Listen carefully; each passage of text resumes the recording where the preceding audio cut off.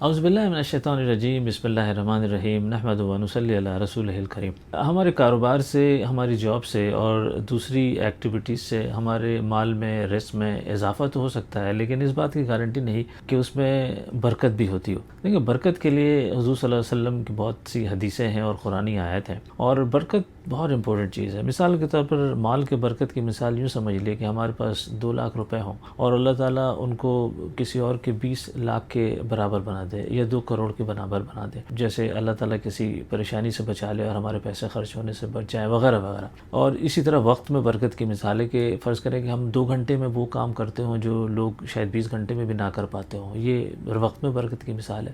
اسی طرح اولاد میں برکت کی مثال یوں ہو سکتی ہے کہ ہمارے اولاد 2 ہی ہوں یا کم ہوں، لیکن انہیں اللہ تعالیٰ اتنا فرما بردار بنا دے، اتنا ہمارے لیے صدقہ جاریہ والا بنا دے کہ وہ ایسے کام کر جائیں جو بہت سارے اولاد بھی مل کر نہ کر پاتے ہوں۔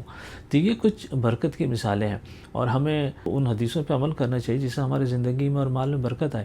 مثال کے طور پر سورہ اعراف کی آیت نمبر 96 کے اندر اللہ رب العزت فرماتے ہیں، آیت کا مفہوم ہے، اللہ تعالیٰ فرماتے ہیں کہ اگر تم اپنے دل میں میرا خوف رکھو اور گناہوں سے بچتے رہو تو میں آسمان اور زمین کی برکتیں تمہارے لیے کھول دوں گا۔